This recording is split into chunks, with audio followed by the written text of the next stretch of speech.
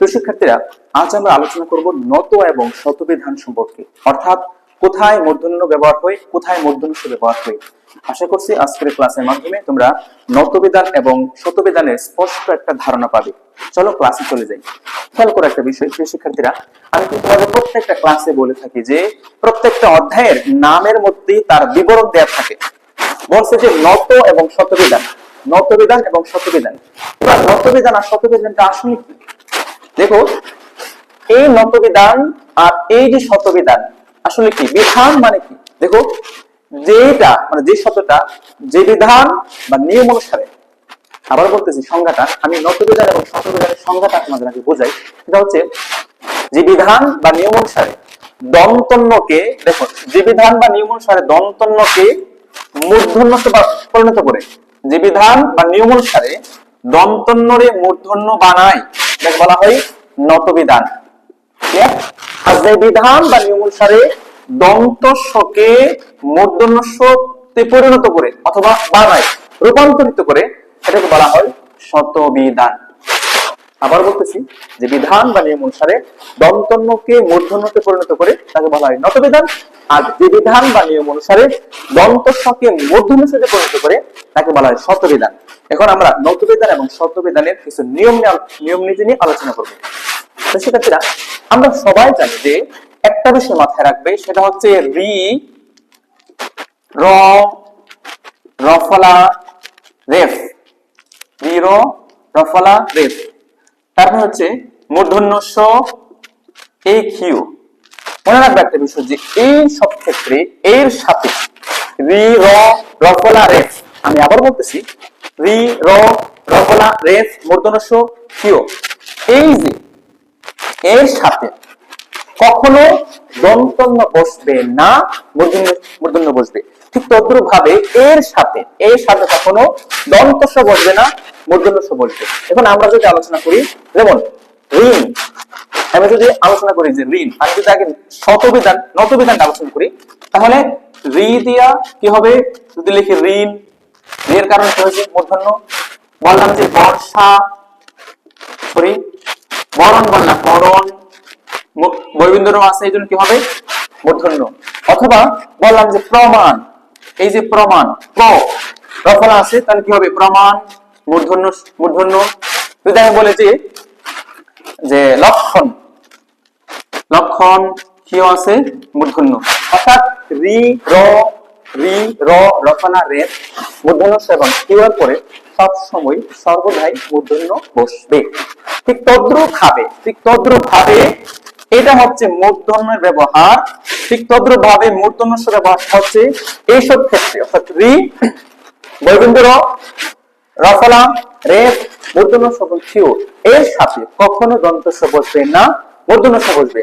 যেমন আমি বললাম যে কৃষক, শিক্ষার্থীরা দেখো, আমি বললাম যে কৃষক, রিকার আছে, রি, রিকার, আরেকটা বিষয় মাথায় রাখবো যে রি, রিকার, কৃষক, মূর্ধন্য ষ। আমি বললাম যে বর্ষা, অবশ্যই মূর্ধন্য ষ বসবে। কেন বসবে? এখানে একটা রেফ আছে, এজন্য কি হবে? মূর্ধন্য ষ অবশ্যই বসবে। এবার আমি যদি আরো একটু বলি, বর্ষা অথবা হচ্ছে ঋষি, আমি ঋষি বলতে পারবো, ঋষি, এই ঋষিও কি অবশ্যই মূর্ধন্য ষ বসবে। তার মানে কি দাঁড়ায়? যে এক কথায় আমরা একটা সেন্টেন্সের মাধ্যমে, অর্থাৎ একটা লাইনের মাধ্যমে কিন্তু আমরা পুরা মূর্ধন্য এবং মূর্ধন্য ষ ব্যবহারটা উদ্ভাবন করতে পারবো।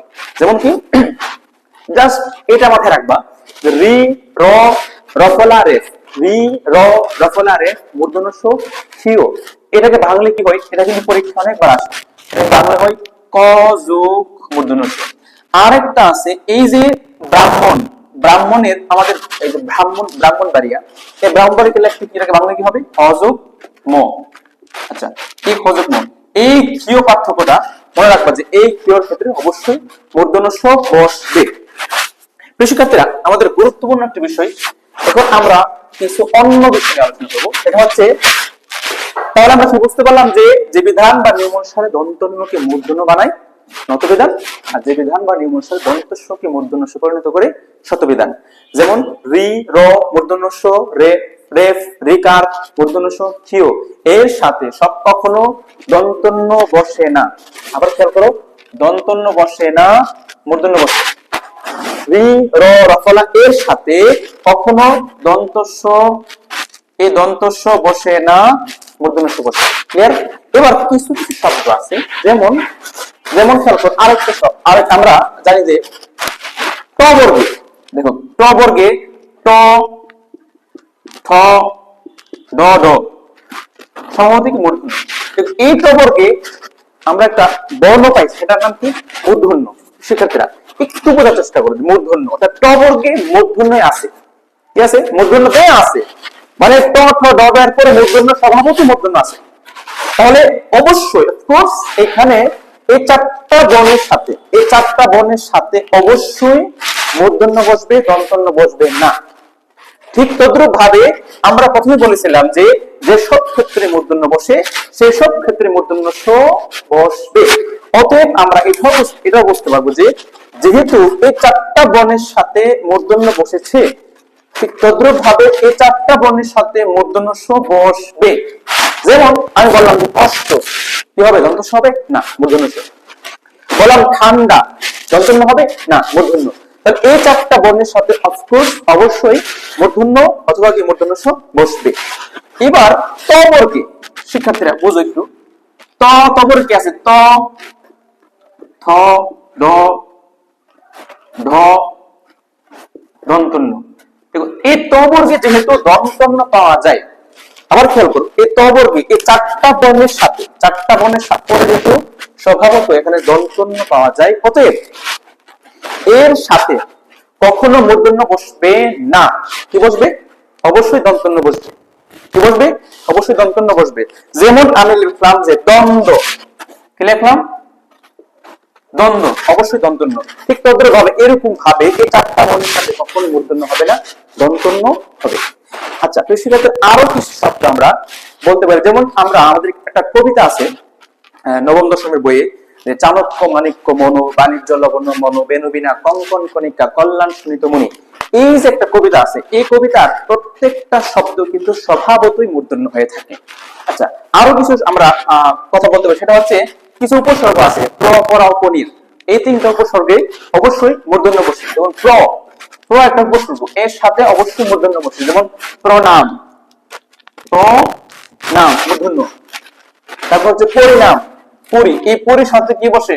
মূর্ধন্য বসে। যেমন পরিণাম, পরিণাম। তাহলে শিক্ষার্থী আমরা আজকের ক্লাসে বুঝতে পারলাম যে এছাড়া কিছু স্বভাবত মূর্ধন্য আছে, ব্যতিক্রম কিছু নিয়ম আছে, এগুলো নিয়ে আমরা বিস্তারিত আলোচনা করব। যেহেতু আজকের ক্লাসটা শুধুমাত্র বেসিক ক্লাসের উপর, আমরা এই অংশটা অবশ্যই মাথায় রাখবো যে নতবিধান এবং শতবিধানটা আসলে কি।